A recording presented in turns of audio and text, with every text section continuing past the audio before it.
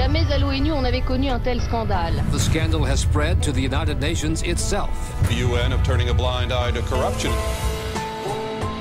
Un scandale me dit-on. Une corruption à l'échelle planétaire. C'est le plus gros budget de l'histoire de l'ONU. Notre problème était comment dépenser l'argent assez vite.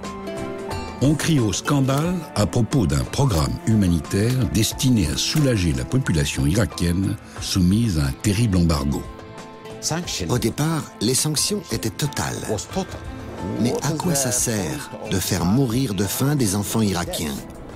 On me dit qu'il s'agit d'une corruption parfaitement orchestrée, qu'il s'agit d'un programme en trompe-l'œil, derrière lequel les prédateurs de la planète semblent avoir trouvé un formidable terrain de chasse.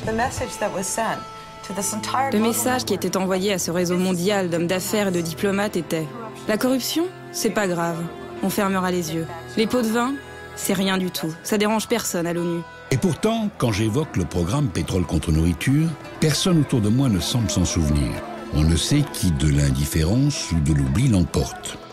Comment expliquer un tel silence encore aujourd'hui, alors que les sommes détournées sont si colossales qu'elles paraissent appartenir à un monde virtuel?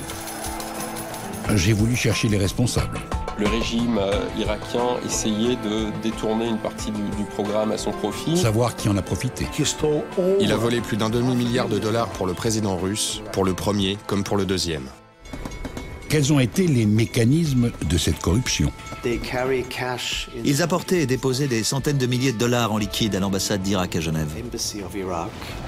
Où en est-on aujourd'hui? Ce pétrole-là, c'est une malédiction beaucoup plus qu'une bénédiction. De continent en continent, je suis parti à la recherche des responsables et des témoins de ce scandale que l'on qualifie comme l'un des plus importants de tous les temps.